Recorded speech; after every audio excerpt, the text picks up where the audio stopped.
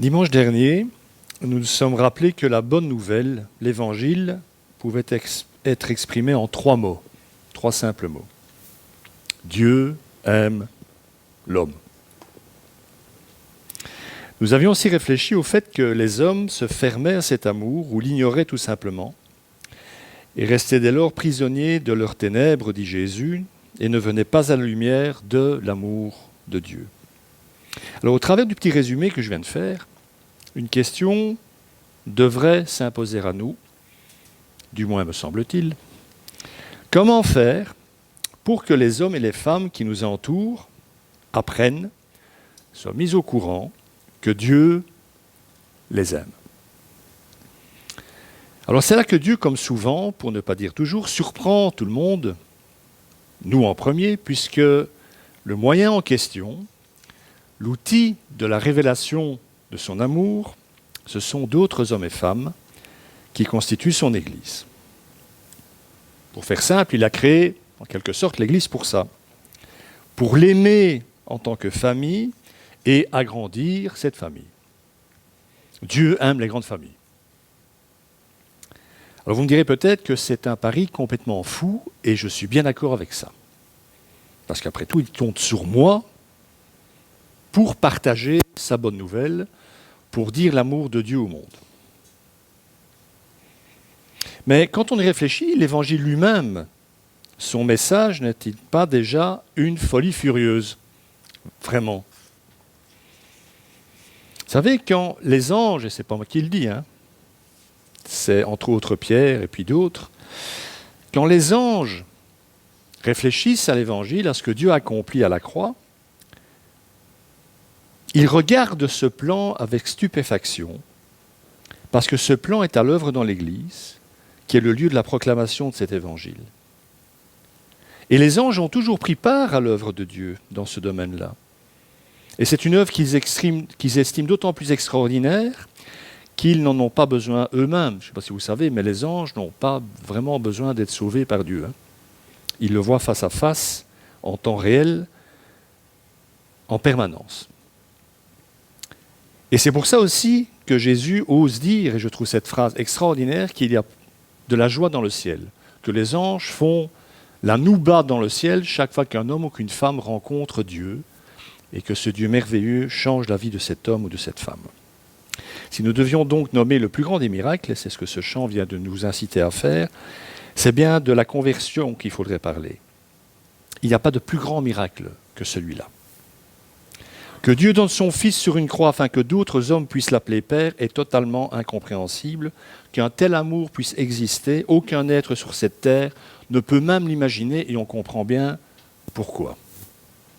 Tout simplement parce que cet amour-là, il n'y a que Dieu qui est capable de le dispenser. Aucun être humain ne possède un amour d'une puissance pareille. Il ne faut donc pas nous étonner trop que par la suite, les événements vont revêtir le même caractère extraordinaire.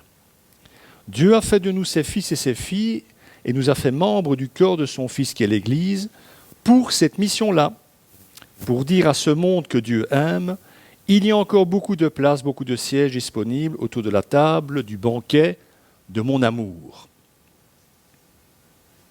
Nous sommes donc les porteurs de ce message au monde. Et par expérience, je dirais que c'est souvent là que ça s'arrête. On connaît le message. Et ça s'arrête pour la même raison, sans doute, que nous ne parvenons pas, ou très difficilement, à vivre ce commandement d'amour de notre Seigneur, le commandement qu'il nous a laissé, aimez-vous les uns les autres, comme je vous ai aimé. On avait un peu parlé dimanche passé. Nous pensons, comme pour l'amour que nous devons dispenser aux autres, ou comme cet évangile que nous devons partager, nous pensons que tout repose sur nous, sur notre capacité d'amour, sur notre capacité à dire le message de l'évangile. Et dès lors, comme c'est étrange, nous nous sentons incapables. Nous préférons nous taire et garder caché, même si ce n'est pas ce que nous voulons, l'amour de Dieu pour ce pauvre monde. Mais, mes amis, dites-moi où nous sommes allés chercher que nous devions faire ça tout seuls, sans aide. Encore une fois, je pense qu'une lecture trop anthropocentrique, trop centrée sur nous-mêmes, est sans doute à l'origine de cette incompréhension, de ce malaise que nous éprouvons. Nous nous mettons au centre de tout ce que nous lisons dans la Bible, parce que tout simplement nous nous mettons au centre de tout dans nos vies aussi, sans nous rendre compte qu'en faisant cela, nous oublions que c'est Dieu qui veut opérer toutes choses. Et nous revoilà à la lecture de certains passages où nous demandons de partager notre foi, en train de nous dire « je », et c'est bien ça le problème, « je n'y arriverai pas ». Vous n'y arriverez pas. Je valide ça. C'est là que vous commencez déjà à respirer un peu mieux normalement. Hein. Et c'est alors que malgré parfois notre peu de connaissances bibliques, il y a quand même d'autres textes de la Bible qui vont venir nous effleurer, nous venir à l'esprit. Comme celui-ci, par exemple, j'aurais pu en prendre des dizaines. Hein. C'est Paul qui parle dans sa lettre à l'église de Rome. « En effet, je n'ai pas honte de l'évangile de Christ. C'est la puissance de Dieu pour le salut de tout homme qui croit, du juif d'abord, mais aussi du non-juif, donc de tous les hommes en fait. Hein, parce qu'à l'époque, il n'y a pas une plus grande distance culturelle qu'entre un païen ou un grec et un juif. Irréconciliable, sauf dans l'amour de Dieu et dans l'Église. » Et alors quand on est confronté à cette phrase que Paul nous dit « Je n'ai pas honte de l'Évangile, je n'ai pas honte de proclamer cette bonne nouvelle au monde, j'y ai consacré toute mon existence », nous, en revanche, quand on lit ça, nous nous sentons d'autant plus envahis par la honte de n'être pas capable d'ouvrir la bouche. Trop axés sur nous, nous sommes, aurait dit Maître Yoda. Oui, il faut des références quand même un petit peu, les gars. Car mes amis, dans ce que Paul dit ici, quel est le mot important dans ce passage ? C'est le mot puissance. Et de quelle puissance parle-t-on ? De notre puissance, sans blague. Quelle puissance on pourrait bien avoir ? Bien sûr que non. Paul parle de la puissance de Dieu. Ce n'est pas de notre capacité à dire l'Évangile dont Paul parle ici, mais de la puissance de Dieu à l'œuvre au travers du message de l'Évangile. Quel est donc ce message ? On l'a assez dit dimanche passé. De quelle nature est cette puissance ? Le message, c'est Dieu vous aime. Et la puissance, celle de l'amour de Dieu à l'œuvre. C'est pour cela que nous n'avons pas annoncé une mauvaise nouvelle, mais une bonne. Qu'est-ce qu'il y a comme mauvaise nouvelle à dire que Dieu aime ? C'est une bonne nouvelle. Vous n'avez pas envie d'annoncer des bonnes nouvelles, vous ? C'est les vraiment nouvelles, et c'est les vraiment bonnes. Dieu t'aime, cher voisin. Dieu t'aime, chers collègues. Dieu t'aime, cher ami. Là où l'amour de Dieu est vivant, là où un chrétien a compris que Dieu l'aime, là aussi la parole de Dieu, au travers de la parole de cet homme ou de cette femme, devient vivante. Parce que ce chrétien ou cette chrétienne est alimenté par l'amour que Dieu a pour lui ou pour elle. Il faut donc comprendre que Dieu nous aime. À ma connaissance, on commence toujours par respirer avant d'apprendre à parler.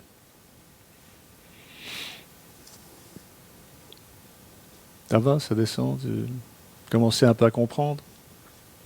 Ne me dites pas oui pour me faire plaisir. Alors je ne sais pas si vous le savez, mais l'ennemi de nos âmes, et nous aussi d'ailleurs, nous connaît bien.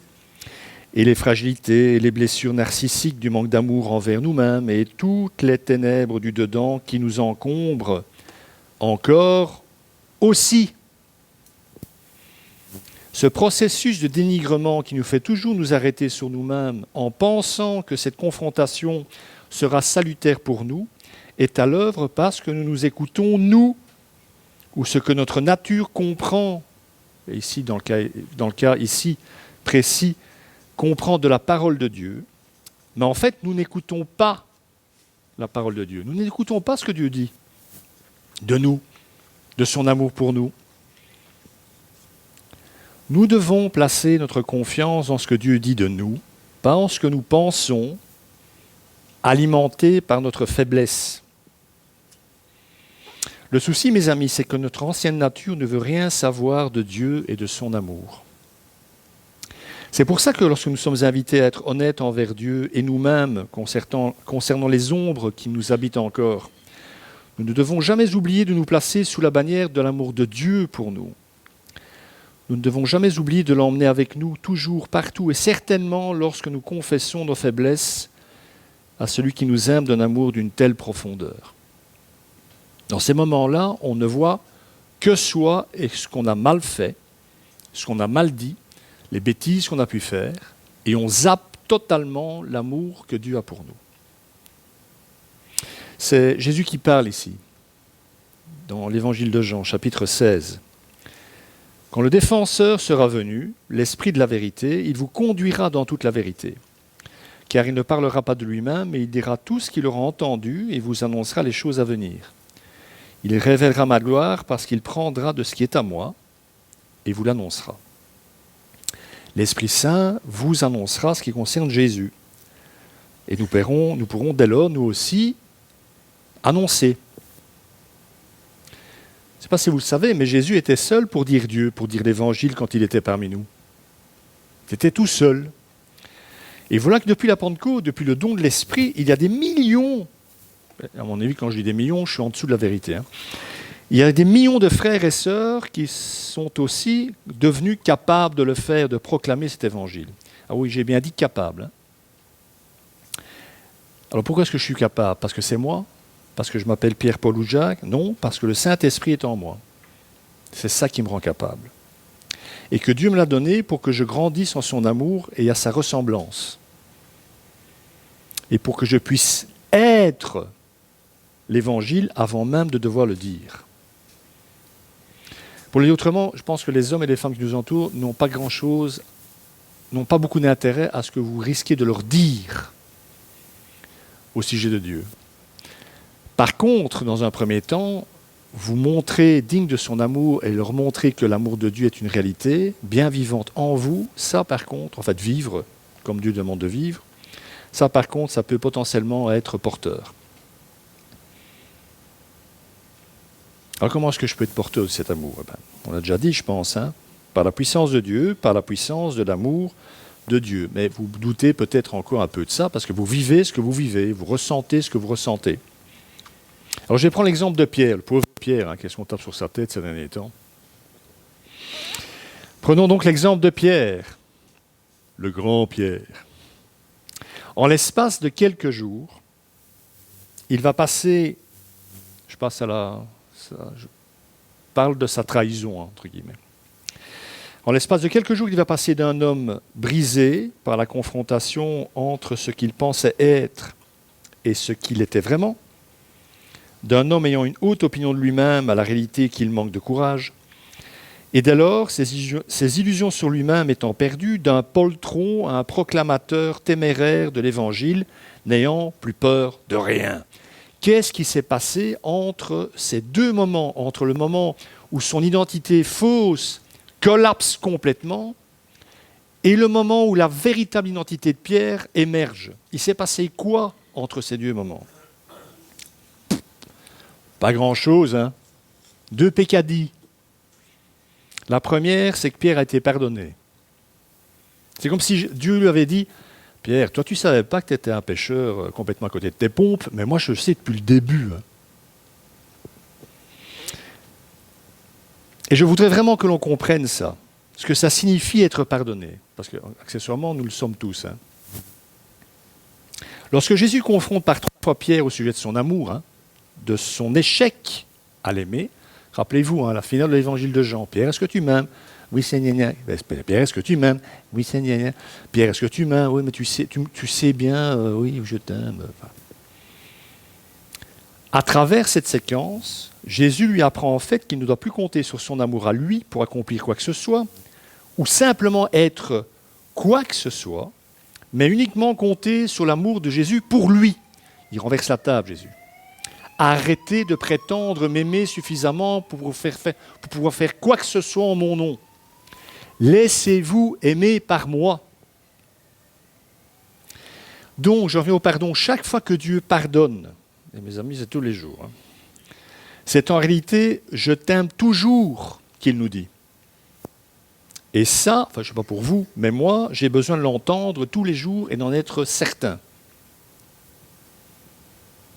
Nous n'avons besoin de rien d'autre que d'être convaincus au plus profond de notre être que Dieu nous aime. Qu'un enfant doute une seule seconde de l'amour de ses parents et il va en souffrir toute sa vie durant. Mais mes amis, dans la relation à Dieu, c'est exactement la même chose. Ça ne fonctionne pas dans nos vies parce que nous doutons encore et toujours de l'amour de Dieu. Rappelez-vous, on peut exprimer le doute de 1000 manières différentes, mais quand on doute de Dieu, c'est toujours de son amour dont on doute, et de rien d'autre. Jésus ne voulait pas que Pierre, son ami Pierre, puisse imaginer un seul instant que son père et lui ne l'aimaient plus parce qu'il avait échoué à l'examen qu'il s'était lui-même imposé. Dans quel film est-ce que Jésus lui a demandé à Pierre de proclamer qu'il aimait Jésus plus fort que les autres disciples ? Jésus n'a jamais demandé ça. Pierre s'est imposé ça. Parce que c'était sa nature profonde d'être meilleur que les autres. Seulement, il n'était pas meilleur que les autres. Aucun d'entre nous n'est meilleur que son voisin. En fait, nous devons comprendre que nous devons échouer à ces examens basés sur nos propres mérites pour que Dieu puisse prendre la place qui lui revient dans nos vies et agir à travers nous. La certitude de l'amour indéfectible de Dieu, voilà la première chose dont Pierre avait besoin, le premier axe de sa transformation profonde.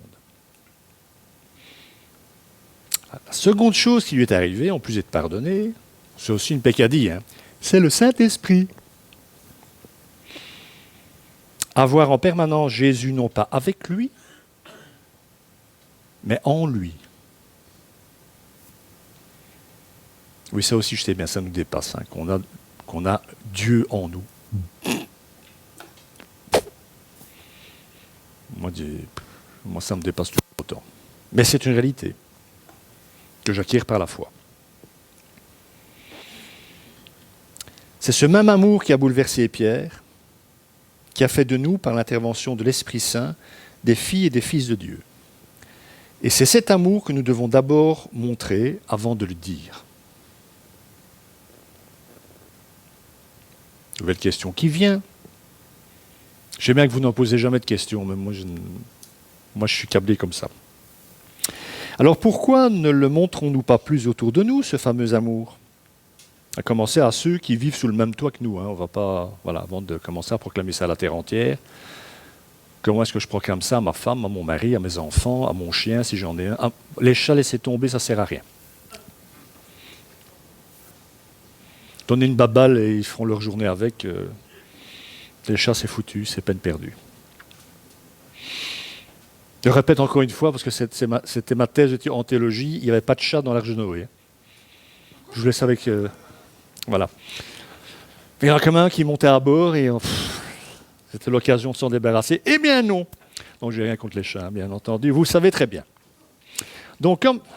Je fais respirer un petit peu. Comme j'ai tenté de le dire, je crois que la raison principale pour laquelle nous avons du mal à partager l'amour de Dieu pour nous est que nous ne sommes pas suffisamment conscients nous-mêmes que Dieu veut que nous témoignions de cet amour dont il nous aime, car je pense tout simplement que c'est difficile si nous ne sommes pas nous-mêmes enracinés dans la certitude de cet amour. Amen. Merci, tu les as tous réveillés. Moi je ne savais plus comment faire.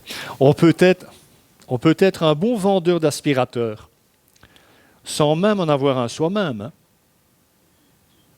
Mais l'on sera d'autant plus convaincant si l'on passe l'aspirateur depuis des années tous les jours. La preuve historique et ultime plantée dans l'histoire de l'homme de l'amour de Dieu pour le monde, et elle est bien réelle, cette preuve, c'est la croix.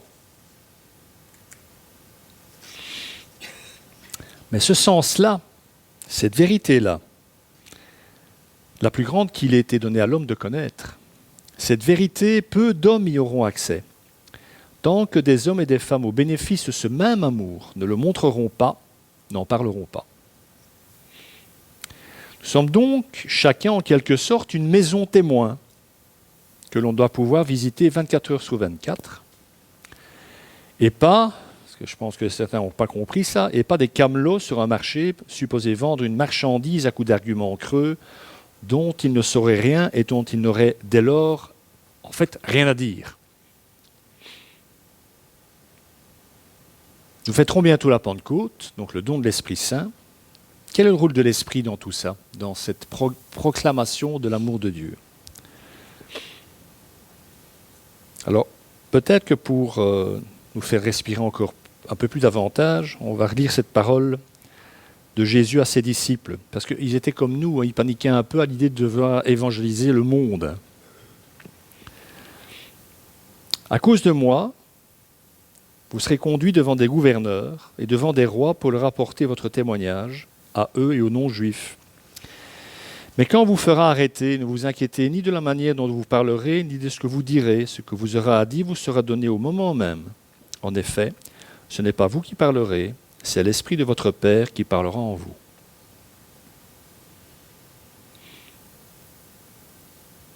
Arrêtez de vous prendre la tête avec ce que vous avez à dire. Contentez-vous d'apprendre à vous laisser aimer par Dieu et le reste viendra. Parce qu'il n'a pas donné le Saint-Esprit pour faire décoratif.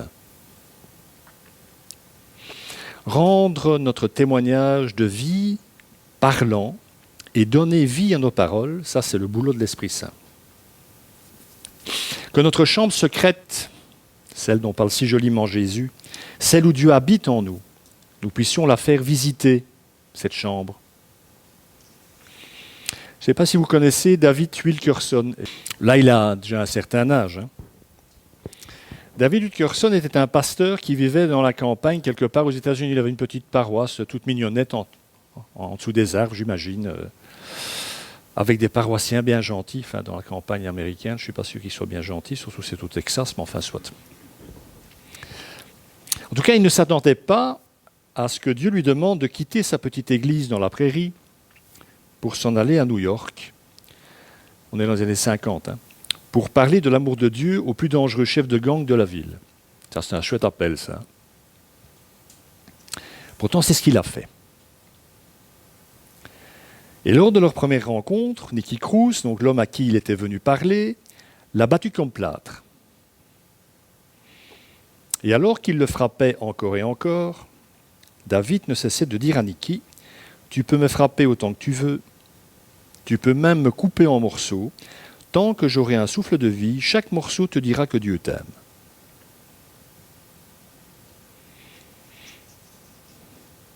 Alors Nicky Cruz s'est ouvert à cet amour, et depuis, comme c'est étrange, il parcourt le monde pour proclamer ce même message, « Dieu vous aime ».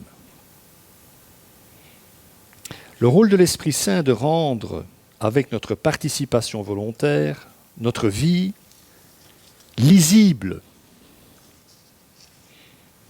Nous sommes appelés à devenir des livres ouverts dont le titre est « Dieu t'aime » et le sous-titre « Une vie pour te le dire, la mienne ». Vous ne ferez jamais rien de plus important que ça. C'est pour ça que vous êtes là. C'est l'œuvre d'une vie, la vôtre. Et une vie telle que celle-là ne nécessite qu'une seule chose. Comprendre que Dieu vous a aimé, qu'il vous aime et qu'il vous aimera toujours. Quoi que vous fassiez, j'ai déjà souvent dit ça, vous savez bien, en étant un peu provocateur, encore une fois c'est étrange. Il sait très bien, vous savez, qu'il n'est aimé que par des andouilles. Il est au courant que nous sommes tous à côté de nos pompes la plupart du temps. Il sait bien, vous savez. C'est son choix.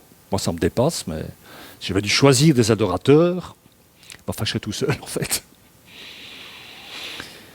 C'est pour ça que vous pouvez dire aussi « Je t'aime à Dieu ». Et pas vous dire « Oh, mais je ne suis pas digne de lui dire parce que j'ai fait ça ». Encore une fois, il sait très bien.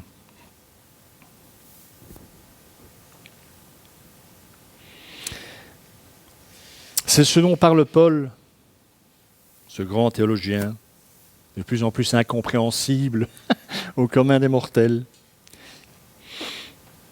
Voilà ce que dit Paul. Et vous n'avez pas reçu un esprit d'esclavage pour être encore dans la crainte, donc pour avoir peur de Dieu, qui nous verrait que comme des esclaves asservis et dociles, mais vous avez reçu un esprit, avec un majuscule, donc l'Esprit Saint, un esprit d'adoption qui a fait de vous des enfants et des enfants de Dieu, adoptés. Pourquoi adoptés? Ça ne vous aura pas échappé parce que vous n'êtes pas de la même nature que Dieu. Il n'a qu'un fils engendré, c'est le Christ parce qu'il est de la même nature que lui. Nous sommes adoptés, nous ne sommes pas encore de la même nature que lui. Esprit par lequel nous crions Abba, c'est-à-dire papa en araméen. Vous pouvez dire papa à Dieu, c'est extraordinaire ça quand même. Et Paul continue, l'Esprit lui-même rend témoignage à notre esprit que nous sommes enfants de Dieu. Alors pour bien comprendre, et ça c'est ce qu'on ne fait pas souvent, pour bien comprendre la profondeur de ce que Paul dit ici, il faut le relier au chapitre 7 de cette même lettre, où il confesse en gros être quoi? C'est pourtant Paul, un misérable pécheur. Et comment est-ce qu'il définit ça, qu'il est un misérable pécheur? Très simplement, il dit qu'il n'en peut plus de... Deuxième service. Il dit en fait qu'il n'en peut plus de faire ce que Dieu ne veut pas et de ne pas faire ce que Dieu veut. Alors que c'est ce que Paul veut. Il veut faire ce que Dieu dit et il fait ce que Dieu ne veut pas qu'il fasse. Autrement dit, l'apôtre Paul se sait lui aussi perdu au milieu de ce combat intérieur. Heureusement pour lui, et c'est là pour ça qu'il écrit Romains 8, heureusement pour lui, sa boussole intérieure, ce qui le recentrait, ce qui lui permettait de continuer malgré tout avec une ardeur toujours renouvelée, de ne pas désespérer outre mesure de lui-même, c'est qu'il se savait être un enfant de Dieu aimé et pardonné, quoi qu'il arrive. Quoi qu'il arrive. Si ce n'était pas le cas, je ne serais pas là, à titre personnel. Donc le changement intérieur véritable s'opère vraiment lorsque nous baissons les armes face à l'amour de Dieu. Laissons-nous aimer. Paul a compris la chose fondamentale et essentielle à toute transformation. Chaque fois que je demande pardon à Dieu et que je suis mangé par la culpabilité, Dieu me dit, tout comme il l'a dit à son fils aîné, mon Seigneur, tu es mon fils, ma fille bien-aimée, et j'ai mis en toi tout mon amour.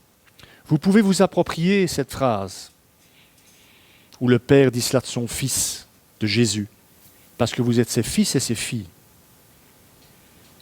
Je suis le Fils bien-aimé de Dieu. Si, ça il faut le revendiquer. Je suis le Fils bien-aimé de Dieu, en qui il a mis tout son amour.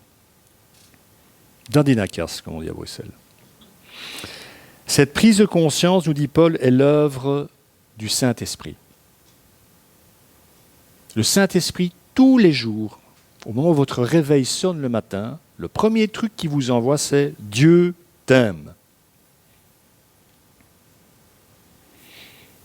Dans nos temps de prière, d'intimité avec notre Père, nous devons encore et toujours nous rappeler que nous sommes ses enfants et que d'autres enfants, qu'ils désirent adopter aussi, attendent que ceux qui le sont déjà en soient convaincus eux-mêmes pour le faire savoir aux autres. Pour le dire plus simplement encore, vous ne parlerez jamais de l'amour de Dieu si vous n'êtes pas convaincu qu'il vous aime. La prise de conscience au quotidien que nous sommes pécheurs, cette honnêteté, cette sincérité envers vous-même et envers Dieu, occulte encore trop souvent que malgré tout, quoi qu'il arrive, nous sommes aimés de notre Père. Et moi je prie pour que chaque fois que nous nous sentons nuls, indignes, pécheurs, nous nous tournions vers Dieu pour qu'il puisse nous redire la vérité à notre sujet. Tu es mon fils, tu es ma fille et je t'aime. Et qu'à chaque fois que je confesse mes manquements, je puisse prendre conscience que c'est la Trinité qui est présente avec moi. Le Saint-Esprit, en rendant ma confession juste devant Dieu, en faisant la part de ce qui est encore de moi dans ma confession et en redisant au Père l'œuvre que lui, le Saint-Esprit, est en train d'accomplir en moi. puis il y a notre Seigneur Jésus aussi, qui entend cette prière de l'Esprit à la droite de Dieu et qui la relaie, comme tout bon frère aîné qui intercède auprès du Père pour les bêtises perpétrées par ses plus jeunes frères et sœurs. C'est à ça que sert un frère aîné. Et enfin le Père, bien entendu, qui se réjouit, comme le Père de la parabole du Fils prodigue, de voir ses fils et ses filles cadets venir vers lui, le cœur plein de larmes, parce qu'ils ont encore fait ce qu'il ne fallait pas. Et je pense vraiment, profondément, qu'en ces moments-là, Dieu notre Père se dit en nous regardant qu'il a vraiment et décidément une belle et grande famille, et qu'il y a encore de la place pour beaucoup d'autres. Mes amis, le seul signe que possède l'Église, le seul qui puisse accompagner son témoignage, ce ne sont pas les miracles, même si Dieu en fait encore. Ce ne sont pas les guérisons miraculeuses, même si Dieu guérit encore. Le seul signe, c'est son amour qu'il a placé en nous. C'est cet amour qui nous fait vivre et que nous devons partager. Et à cela, le monde verra que Dieu existe et que ce Dieu aime l'homme. C'est en nous sachant aimer profondément que l'on pourra aimer à notre tour et dire « je t'aime » à quelqu'un d'autre. C'est en cela que Dieu nous guérit, c'est en cela aussi qu'il nous sauve et que chemin faisant, il sauvera l'humanité. Je termine par une petite histoire.